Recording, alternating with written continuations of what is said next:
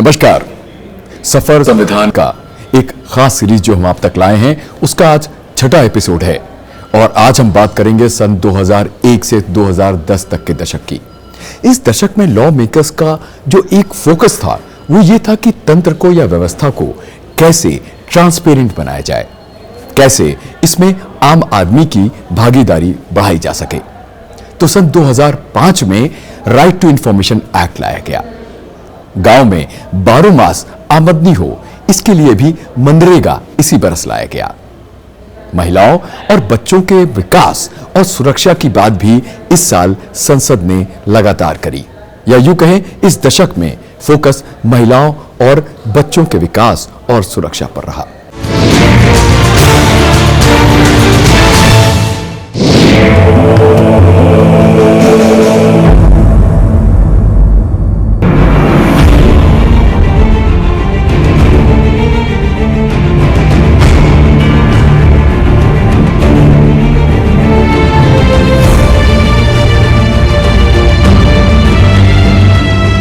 राजस्थान की राजधानी जयपुर से करीब 120 किलोमीटर दूर एक छोटा सा गांव है ब्यावर।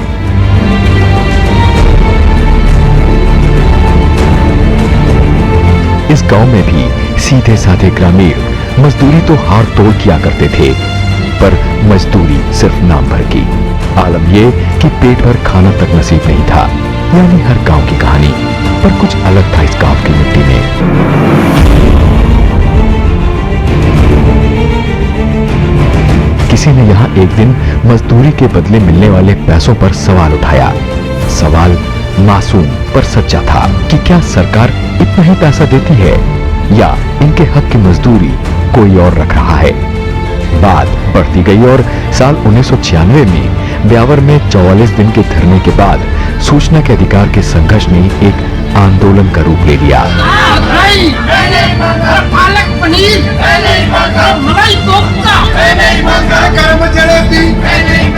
नारा था हमारा पैसा हमारा हिसाब, यानी आम जनता जान सके कि सरकारी धन कैसे, कितना और किन कामों में खर्च हो रहा था, ताकि भ्रष्टाचार पर अंकुश लग सके। धीरे धीरे आंदोलन ने राष्ट्रव्यापी रूप ले लिया। इसकी महत्ता और जनभावना को संसद ने भी बखूबी समझा और 15 जून 2005 को सूचना का अधिकार अधिनियम पारित हुआ। यह अधिनियम 12 अक्टूबर 2005 को लागू कर दिया गया। मूलतः सूचना का अधिकार विधेयक दिसंबर 2004 में लोकसभा में पेश किया गया था। इन शॉर्ट इसे आरटीआई एक्ट कहा जाता है। इसका उद्देश्य सार्वजनिक प्राधिकरणों के कामकाज में पारदर्शिता लाना था, भ्रष्टाचार पर अंकुश लगाना था और सरकारी तंत्र को नागरिकों के प्रति जवाबदेह बनाना था। आरटीआई अधिनियम के मुताबिक नागरिकों के अनुरोध पर सरकारी अधिकारियों को जानकारी, सर्टिफाइड डॉक्यूमेंट्स देने जरूरी हैं। बेवजह सूचना न देने पर शिकायतों से निपटारे के लिए एक 2 स्तरीय अपील तंत्र भी बनाया गया है। इस कानून को ऑफिशियल सीक्रेट्स एक्ट 1923 और दूसरे सभी ऐसे कानून और सरकारी आदेशों के ऊपर तरजीह दी गई है जो सूचना प्रवाह को बाधित करते हैं। इस फेहरिस्त में सरकारी अधिसूचना के तहत आने वाले सभी निकाय और ऐसे सारे गैर सरकारी संगठन भी शामिल हैं जिनका स्वामित्व, नियंत्रण या पार्शियल फंडिंग सरकार द्वारा की जाती है। तो आइए देखते हैं कि कैसे इस एक्ट के तहत सूचना प्राप्त की जा सकती है। किसी भी लोक प्राधिकरण, सरकारी संगठन, सरकारी सहायता प्राप्त गैर सरकारी संगठनों से सूचना प्राप्त कर सकते हैं। आवेदन हाथों से लिखा हुआ या टाइप किया होना चाहिए। आवेदन प्रपत्र भारत विकास पोर्टल से भी डाउनलोड किए जा सकते हैं। आवेदन अंग्रेजी, हिंदी या अन्य प्रादेशिक भाषाओं में होने चाहिए। अनुसूचित जाति, अनुसूचित जनजाति और गरीबी रेखा से नीचे रहने वाले नागरिकों के लिए फीस माफ है, पर इस छूट के लिए अनुसूचित जाति, अनुसूचित जनजाति और बीपीएल प्रमाण पत्र की फोटोकॉपी जमा करनी होती है। आवेदन हाथों हाथ, डाक द्वारा या ईमेल के माध्यम से भी भेजा जा सकता है। फिलहाल ये तो रहा वो प्रोसेस जिससे आपको गुजरना पड़ेगा सूचना पाने के लिए। मैं तो समझता हूँ कि बहुत सफलतापूर्वक इसको कार्यान्वित किया गया है। सबसे बड़ी जीत हमारी ये भी रही कि सुप्रीम कोर्ट ने जजमेंट दिया कि सुप्रीम कोर्ट के चीफ जस्टिस का ऑफिस भी राइट टू इन्फॉर्मेशन एक्ट के अंतर्गत आता है। हम लोग बहुत दिनों से कोशिश कर रहे थे और जो एक्टिविस्ट हैं वो चाहते थे कि सभी पब्लिक ऑफिसेज आएँ। इस एक्ट के द्वारा पारदर्शिता भी बहुत आई है, ट्रांसपेरेंसी बहुत आई है, क्योंकि हर एक सरकारी अधिकारी अब ये जानता है कि जो भी नोटिंग कर रहा है फाइल में, वो एक्ट के अंतर्गत कभी भी मंगवाई जा सकती है फाइल और उसका अवलोकन हो सकता है। 2019 में संसद के मॉनसून सेशन में इस एक्ट में कुछ अमेंडमेंट्स किए गए। इनके तहत केंद्र और राज्य के मुख्य सूचना आयुक्त और सूचना आयुक्तों, उनके वेतन, भत्ते और सेवा शर्तें केंद्र सरकार निर्धारित करेगी। आरटीआई की संख्या को कम करने के लिए सरकारी विभागों द्वारा अधिकतम जानकारी का प्रसार किया जाएगा। सरकार के मुताबिक सन 2005 के मूल आरटीआई अधिनियम में सूचना आयोगों के संबंध में नियम बनाने की पावर सेंटर, स्टेट या कॉन्करेंट लिस्ट के दायरे में नहीं थी, इसलिए ये दायित्व अब केंद्र सरकार का है।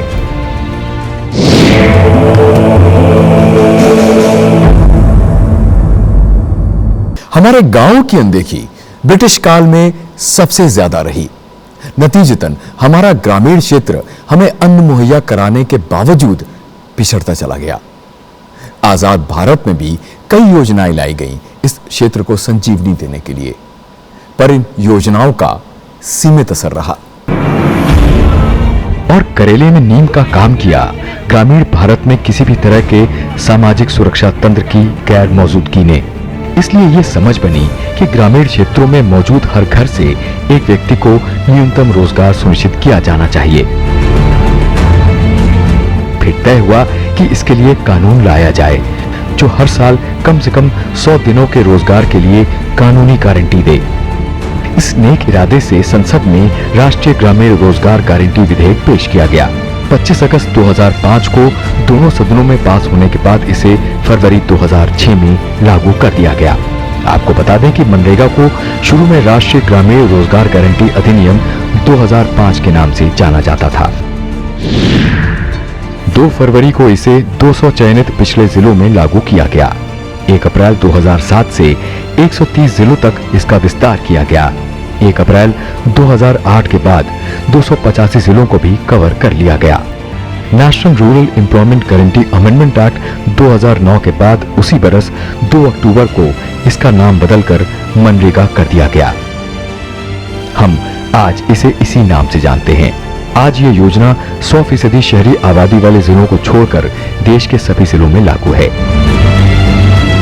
सन 2005 अधिनियम के तहत उन कामों की लिस्ट है जिनसे ग्रामीण क्षेत्रों में रोजगार पैदा किया जा सकता है, जैसे जल संरक्षण, सूखा निरोधक कार्य, भूमि विकास, बाढ़ नियंत्रण और संरक्षण कार्य। मनरेगा के तहत केंद्र सरकार मजदूरी की लागत, माल की लागत का 3/4 और प्रशासनिक लागत का कुछ प्रतिशत खर्च वहन करती है। राज्य सरकारें बेरोजगारी भत्ता, माल की लागत का 1/4 और राज्य परिषद की प्रशासनिक लागत को वहन करती हैं। चूंकि राज्य सरकारें बेरोजगारी भत्ता भी देती हैं, इसलिए इन्हें श्रमिकों को रोजगार देने के लिए भारी प्रोत्साहन या इंसेंटिवाइज किया जाता है। दो जरूरी बात, कम से कम 100 दिनों का रोजगार न देने की हालत में सरकार को चिन्हित वर्ग को न्यूनतम वित्तीय साधन उपलब्ध कराने पड़ते हैं। दूसरा, इसमें 33% कार्य ग्रामीण महिलाओं को देने का प्रावधान भी किया गया है, जिससे उन्हें सबल बनाया जा सके। मनरेगा, जो दुनिया में सबसे बड़ा वर्क गारंटी प्रोग्राम है, इसका मकसद काम या परियोजनाओं के माध्यम से गांव में मुद्दतों से पसरी गरीबी की वजहों को दूर करना है।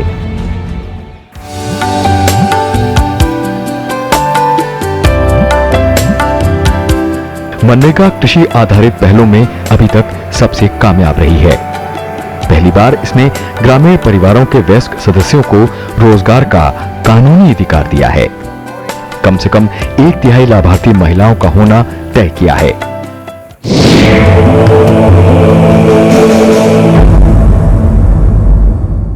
घरेलू हिंसा निसंदेह एक मानवाधिकार का मुद्दा है, जिससे राष्ट्र और समाज दोनों का विकास बाधित होता है। 1994 का वियना समझौता, बीजिंग डिक्लेरेशन और प्लेटफॉर्म फॉर एक्शन इसकी एक बानगी है। यहां तक कि यूनाइटेड नेशंस ने भी सभी राष्ट्रों से महिलाओं के खिलाफ जो भी भेदभाव होता है उसके उन्मूलन की बात की है। खास तौर पर उस हिंसा के खिलाफ काम करने को कहा है जो उनके साथ परिवारों के अंदर होती है।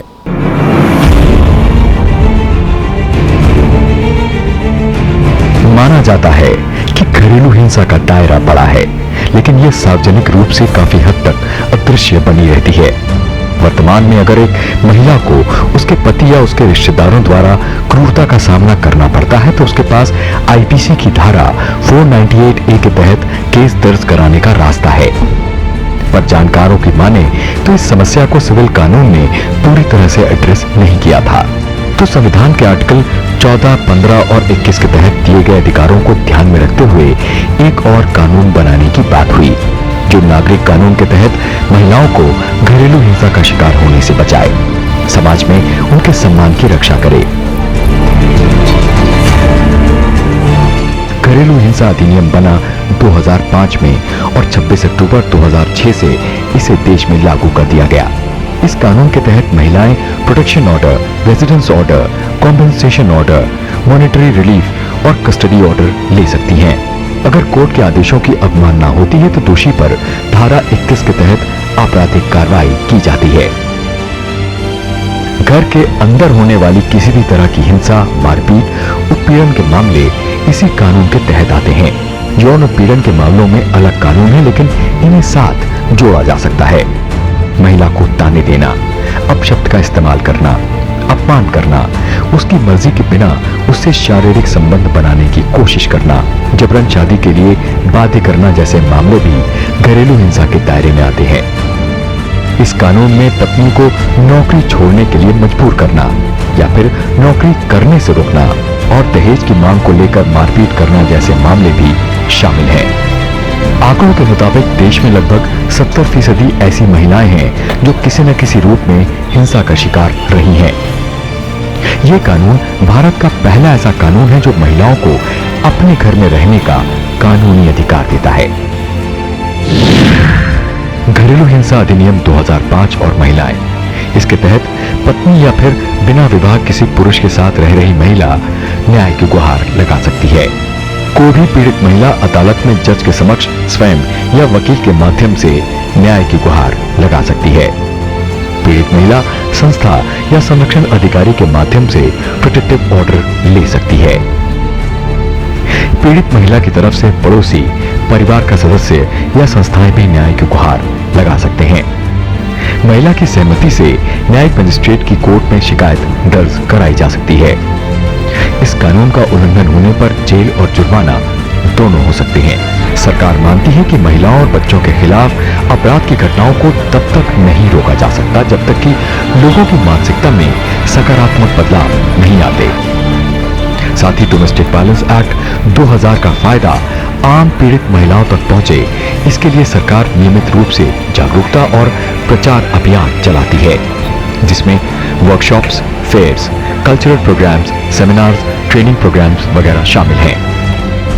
और हाँ, एक जरूरी बात, सीआरपीसी की धारा 125 के तहत कुछ वर्ग इस कानून के तहत रखरखाव का दावा करने के भी हकदार हैं। इसमें पत्नी और नाबालिग बच्चे शामिल हैं, फिर चाहे वो वैध हो या नाजायज हो, शारीरिक या मानसिक रूप से अपंग क्यों ना हो। यह कानून देश के सभी धर्म की महिलाओं को समान रूप से संरक्षण देता है। महिला और विकास मंत्रालय राज्यों और संघ शासित क्षेत्रों के साथ अधिनियम के कार्यान्वयन या इम्प्लीमेंटेशन की तय समयावधि पर समीक्षा भी करता है। बीते वर्षों में भारत सरकार ने महिलाओं की सुरक्षा बढ़ाने के लिए निर्भया फंड फ्रेमवर्क के तहत फंड्स का एक नॉन लैप्सेबल कॉर्पस बनाया है। हिंसा प्रभावित महिलाओं के लिए वन स्टॉप सेंटर्स, महिला हेल्पलाइन और महिला पुलिस वॉलंटियर्स जैसी योजनाएं भी लागू की गई हैं।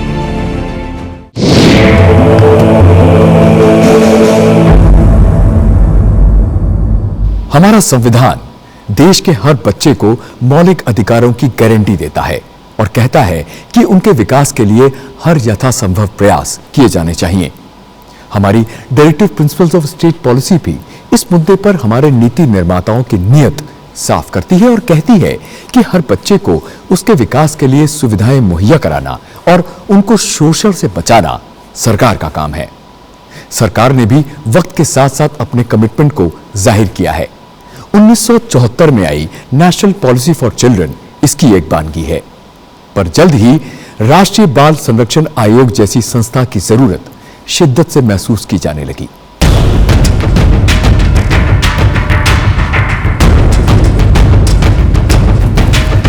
भारत ने 1990 में यूएन जनरल असेंबली के उस शिखर सम्मेलन में भी भाग लिया था, जिसमें बच्चों की जीवन रक्षा, संरक्षण और विकास पर खास जोर दिया गया था।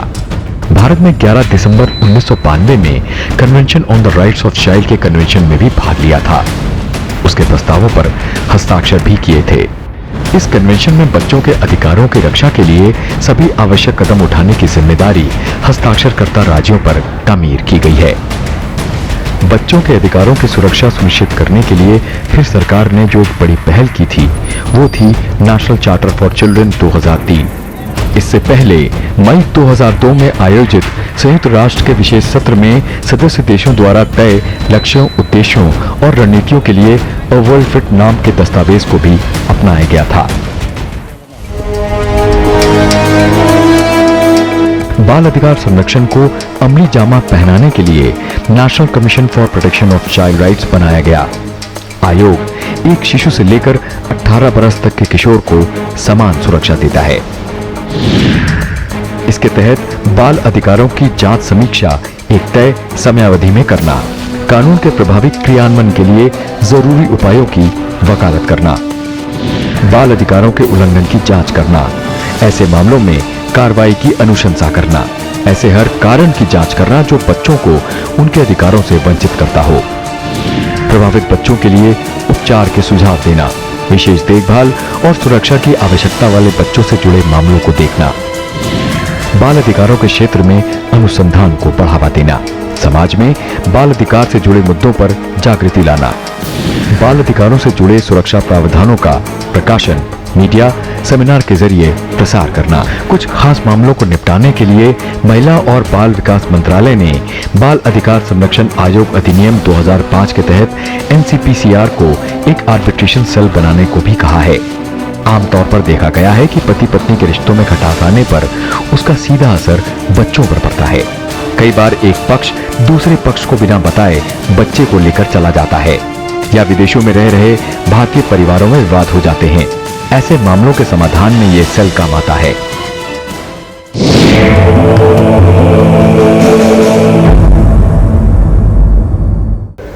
हमारे देश में बाल विवाह एक गंभीर समस्या है, जिसके चलते बहुत से बच्चे शिक्षा और स्वास्थ्य के मूल अधिकार से वंचित रह जाते हैं। पर इसका सबसे खराब असर पड़ता है लड़कियों पर, जो हिंसा और शोषण का शिकार बनती हैं। आजादी से पहले इस मुद्दे पर सबसे पहले कानून बना 1929 में, जिसे आज हम और आप शारदा एक्ट के नाम से जानते हैं। शारदा एक्ट का जोर मुख्य रूप से बाल विवाह को प्रतिबंधित कर उसे रोकना था। इसके तहत 15 बरस से कम उम्र की लड़की और 18 बरस से कम उम्र के लड़के की शादी कानूनन निषेध थी। 1978 में एक्ट में संशोधन कर शादी की न्यूनतम आयु लड़कियों के मामले में 15 से 18 बरस और लड़कों के मामले में 18 से 21 बरस कर दी गई। पर बात बनी नहीं। कानून होने के बावजूद बाल विवाह होते रहे। क्यों होते रहे? क्योंकि पारंपरिक रूप से समाज एक बालिका को पराया धन मानता है। माता पिता और समुदाय की भ्रांति कि बाल विवाह में दहेज कम लगता है। हालांकि दहेज निषेध अधिनियम 1961 के तहत दहेज लेना और देना दोनों अपराध है। कई अभिभावकों का ये मानना कि उनके बच्चे उनकी पसंद का साथी स्वीकार करें, ये मानना कि इससे यौन हिंसा से बालिकाओं की सुरक्षा होती है। ये धारणा कि बाल विवाह लड़कियों के लिए अवांछित आकर्षण और संकीर्णता के खिलाफ एक सुरक्षा है। ये मानना कि इससे बालिका को सामाजिक और आर्थिक रूप से सुरक्षा मिलती है। इसके अलावा बाल विवाह के अंजामों को लेकर जागरूकता की कमी, कानून का खराब कार्यान्वयन और सरकारी इच्छा शक्ति का अभाव। बाल विवाह निरोधक अधिनियम 1929 में पसरी कमियां, कानून के तहत निर्धारित प्रक्रियाओं का बोझिल होना। इस पे एम्पावरमेंट ऐसे है कि जैसे एक औरत है, ये बच्चा है, महिला है, बच्चा है, उसके तो she can't even think, she doesn't even know what is her future और what her life will be. She is just यहाँ से खोला और वहाँ बांध दी जाके। तो ये तो नहीं हो सकता ना, वो बच्चा वो तो अपना सोच ही नहीं सकता, कोई और सोच रहा है उसके लिए, और उसकी लाइफ को रेगुलेट कर रहे हैं। वो रेगुलेट कर रहे हैं जैसे कि भेड़ बकरी होती है। तो ये खत्म है। केंद्र सरकार ने बाल विवाह को रोकने के लिए बाल विवाह निरोधक अधिनियम 1929 को निरस्त कर दिया और उसकी जगह बाल विवाह प्रतिषेध अधिनियम 2006 लाया गया। ये एक्ट नवंबर 2007 में लागू हुआ। इस अधिनियम के तहत 21 साल से कम उम्र के पुरुषों और 18 साल से कम उम्र की बालिकाओं के विवाह को बाल विवाह माना गया है। ये एक्ट बाल विवाह को रद्द करने का भी प्रावधान करता है। एक परित्यक्ता को पति से रखरखाव और निवास का अधिकार देता है यदि पति बालिग है। धारा 11 के तहत बाल विवाह करने वालों को अनुमति देने और बढ़ावा देने वालों के लिए सजा का प्रावधान है। ये अधिनियम बाल विवाह से पैदा हुए सभी बच्चों को कानूनी दर्जा देता है और उनके रखरखाव का प्रावधान करता है। एक जरूरी बात, एक महिला को इस अधिनियम के तहत कैद नहीं किया जा सकता है और जानकारों के मुताबिक इस एक्ट में किसी एक पार्टी के कोर्ट में जाने से विवाह अमान्य घोषित किया जा सकता था, यानी ये एक विकल्प था। पर 26 अप्रैल 2017 को prohibition of child marriage Karnataka amendment act 2016 पारित किया गया, जिसमें बाल विवाह को शून्य या शुरू से ही कानूनी रूप से अमान्य घोषित कर दिया गया। इस तरह कर्नाटका देश का पहला ऐसा राज्य बन गया जहां बाल विवाह पूरी तरह प्रतिबंधित हो गया।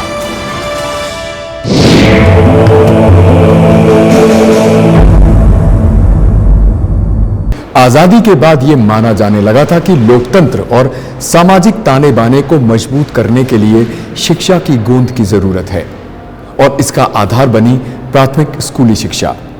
इस सोच को संविधान का समर्थन भी हासिल था। Directive principles of state policy के मुताबिक 14 वर्ष तक के बच्चों को मुफ्त और अनिवार्य स्कूली शिक्षा देना सरकार की जिम्मेदारी थी। तो प्राथमिक स्कूलों का विस्तार भी हुआ और नए लक्ष्य भी तय किए गए। हमारा प्राइमरी एजुकेशन सेक्टर शुरू से ही दो बुनियादी समस्याओं से जूझता रहा है। पहला, तमाम स्कूली बच्चे पढ़ाई के दौरान ही स्कूल छोड़ दिया करते थे। ये बच्चे ज्यादातर पिछड़े और गरीब वर्ग से आते थे। दूसरा, इन बच्चों को मिलती शिक्षा में गुणवत्ता का अभाव था, यानी लर्निंग आउटकम्स नहीं के बराबर थे। तो ये कुछ कारण थे जो the right of children to free and compulsory education act 2009 के आने की वजह बने। कॉन्स्टिट्यूशन 86 अमेंडमेंट एक्ट 2002 द्वारा आर्टिकल 21A में 6 से 14 बरस तक के आयु के सभी बच्चों की निःशुल्क और अनिवार्य शिक्षा को मौलिक अधिकार के रूप में राज्य सरकारों द्वारा लागू किए जाने की व्यवस्था की गई। आर्टिकल 21A ही फिर RTE अधिनियम 2009 का आधार बना, जो कहता है कि हर बच्चे को समान गुणवत्ता वाली पूर्णकालिक औपचारिक शिक्षा का अधिकार है, जो कुछ जरूरी मानदंडों और मानकों को संतुष्ट करता हो। यह अधिनियम 1 अप्रैल 2010 से लागू हुआ। इस कानून के माध्यम से ही भारत ने प्राथमिक शिक्षा की दिशा में एक बड़ा कदम उठाया। नई व्यवस्था के अंतर्गत अब अधिकार आधारित ढांचे को बनाना और लागू करना केंद्र और राज्य सरकारों की कानूनी बाध्यता बन गई थी। इस अधिनियम के प्रावधानों के तहत 6 से 14 बरस तक के हर बच्चे के लिए नजदीकी विद्यालय में मुफ्त आधारभूत शिक्षा अनिवार्य हो गई। आधारभूत शिक्षा के लिए कोई फीस नहीं। यदि कोई बच्चा किन्हीं कारणों से विद्यालय नहीं जा पाता है तो उसे उसकी उम्र के अनुसार उचित कक्षा में प्रवेश दिलवाया जाएगा। अगर जरूरी हुआ तो संबंधित सरकार और स्थानीय प्रशासन विद्यालय खोल भी सकते हैं। अगर किसी क्षेत्र में विद्यालय नहीं है तो वहां 3 वर्षों के भीतर उसका निर्माण करवाना होगा। इस अधिनियम को लागू करने की जिम्मेदारी केंद्र और राज्य सरकार दोनों की है। देखिए, शिक्षा में 3-4 प्रयास करने चाहिए। एक तो सबसे पहले प्रयास ये है कि बच्चे जाएं स्कूल। तो वो काफ़ी हद तक अगर 95% स्टूडेंट्स बच्चे गांव-गांव में भी और शहर में भी जाने लगे हैं स्कूल, तो एक बड़ी उपलब्धि है।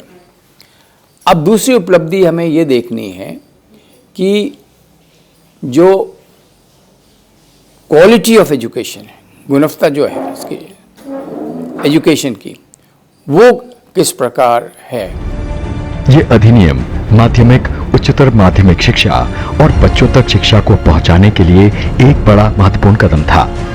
इसका लाभ श्रमिकों के बच्चे, बाल मजदूर, प्रवासी बच्चे, स्पेशल नीड चिल्ड्रन या फिर ऐसे बच्चे जो सामाजिक, सांस्कृतिक, आर्थिक, भौगोलिक, भाषाई या जेंडर इश्यूज की वजह से शिक्षा से वंचित रह गए थे, उनको मिलने की उम्मीद थी। तो इस दशक में आए सभी संशोधनों और कानूनों का जोर गुड गवर्नेंस, महिला एवं बाल विकास और शिक्षा पर था। यानी इनके बिना समाज और राष्ट्र का उत्थान संभव नहीं। तो फिलहाल इस एपिसोड में इतना ही। अब हमें दीजिए इजाजत, जल्द मिलेंगे एक नए एपिसोड के साथ। नमस्कार।